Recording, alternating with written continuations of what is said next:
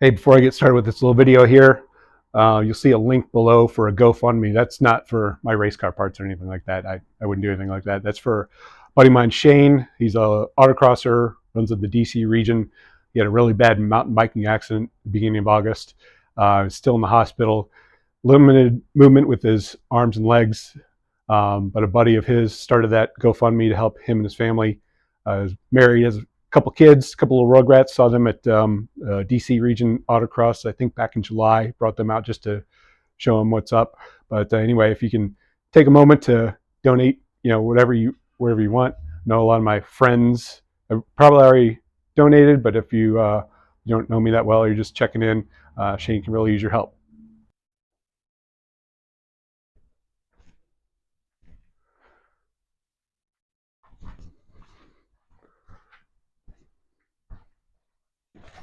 Oh, hey, what you doing down there?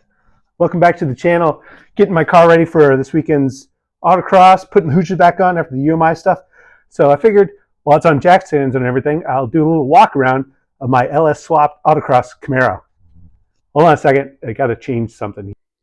Hey, there we go, that's a little bit better. So while the car is up on jack stands as I'm switching back to the Hoosiers for a local autocross event this weekend, I figured I'd do a little walk around video, tell you what I've done to the car. There's been some videos here and there, some I've deleted, but a little comprehensive overview of what I've done. First off, it's a 1982 Camaro. It was built in the late 1980s to actually compete in autocross in the new E Street Prepared class. It was in the July 1990 issue of Hot Rod magazine. Yep, that's the same car right there. It was black. Everybody thinks it's purple. It was never purple. It's always been black. So I don't know why people gave it some weird nickname. I don't know what it is.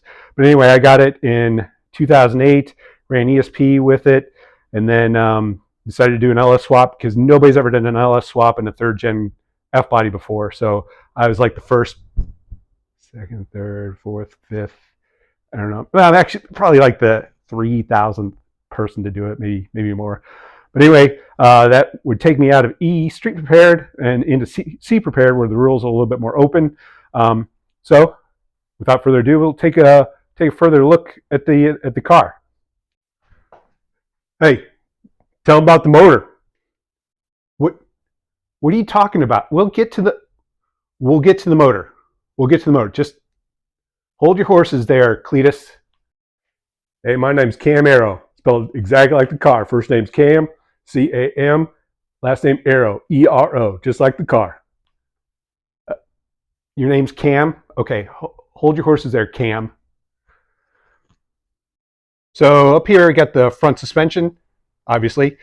Just plain old Coney yellows. These are actually LS1, they call them LS1 brakes from 98 to 02 LS1 F body, but they actually came on the V6 cars as well. So if you're ever at the junkyard and you see a V6 neglected Camaro, 98 to 02 Camaro Firebird, just take a look at the brakes. This is from BigBrakeUpgrade.com. They just modified the spindles, and then you can mount the brakes. One of the themes you might see in this car going through, I just wanted to kind of keep things simple. So if anything goes on, I don't need trick parts to fix things.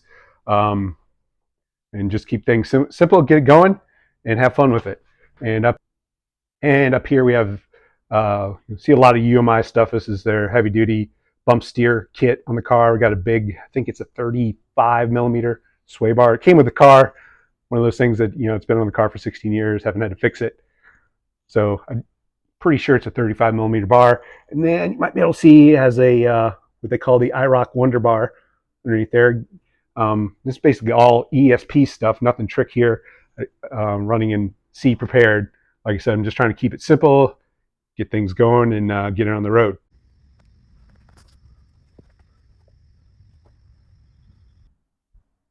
And back here in the rear of the car, this is just a basic 10-bolt rear end, disc brake rear end from a later third generation F body. Came with the car. Forgot to mention the 2-inch spacers that you see bolted on there. Those are so I can run Corvette or 4th Gen F body wheels on the car, which I have for the UMI event with the Corvette wheels and then some CCW wheels that came from a 4th Gen.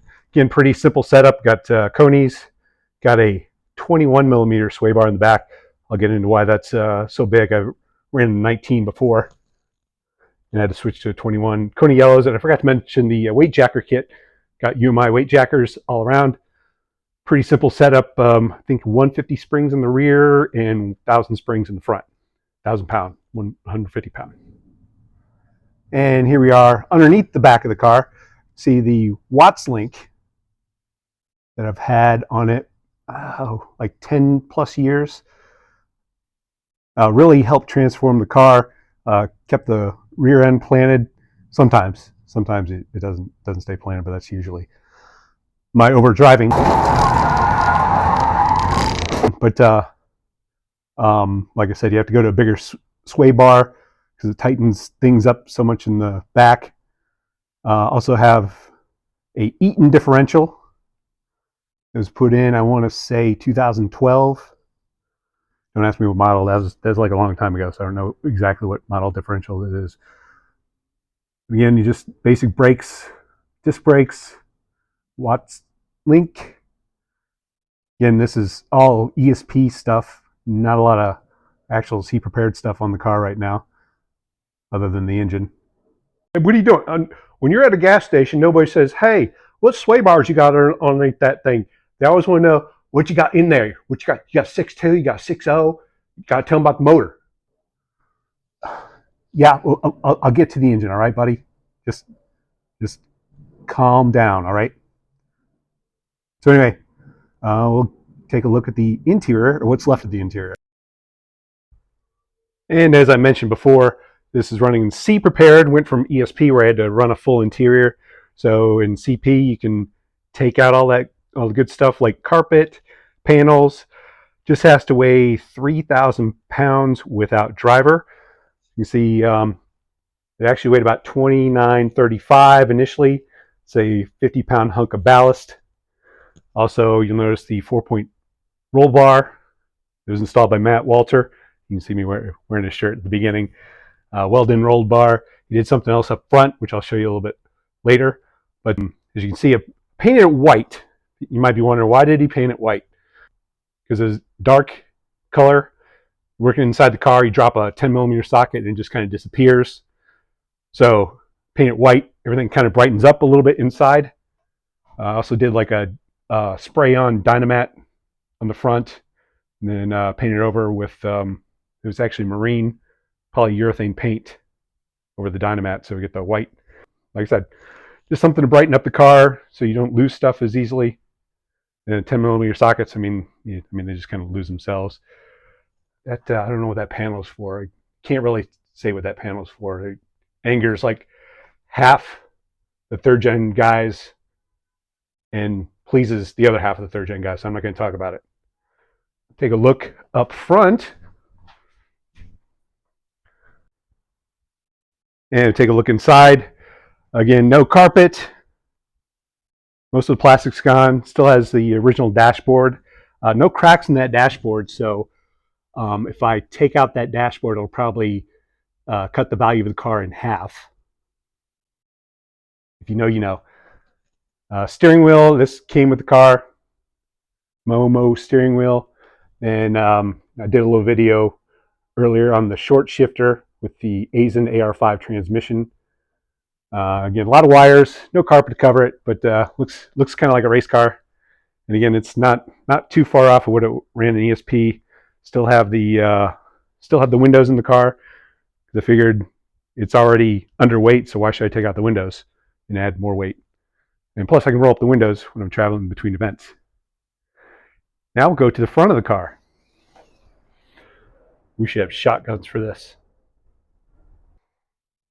Did you say shotgun? Nope. Come on. No, that's not what I meant by shotguns. All right, but put it down. Just. Oh, okay. How many of those have you had, by the way?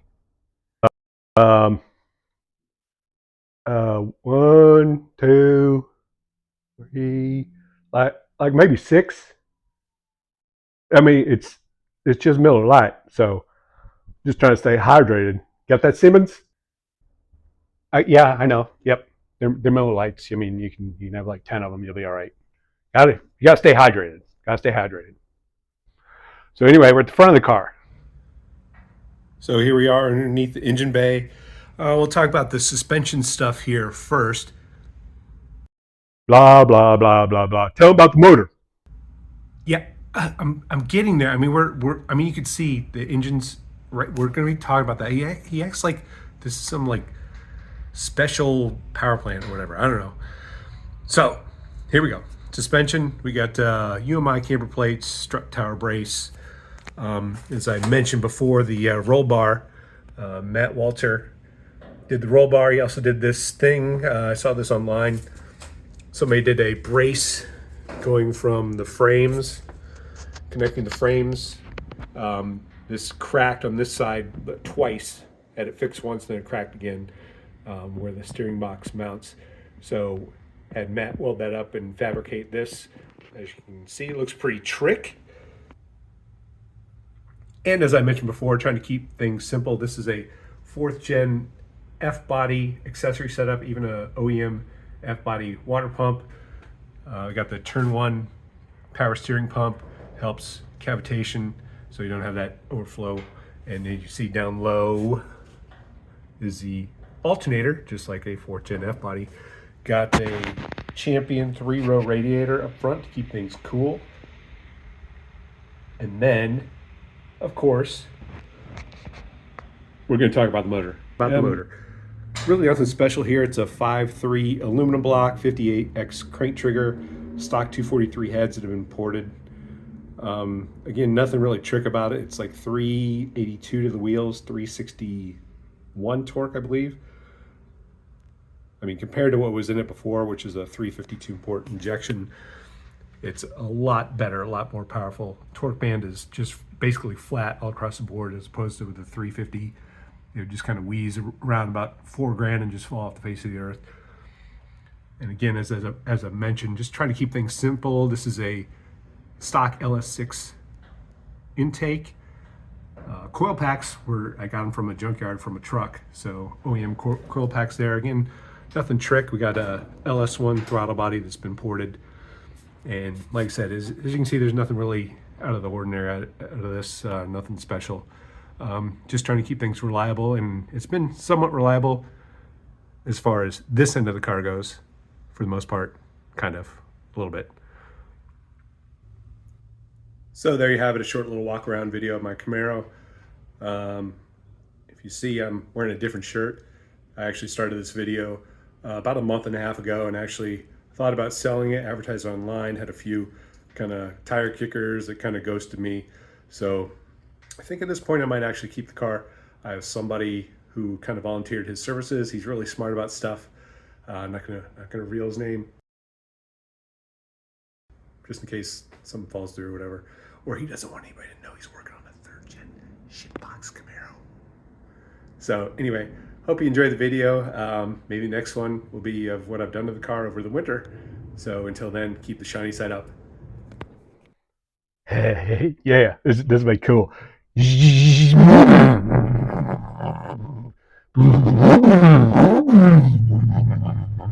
Man, we should get some oxide and take this to the drag strip, man.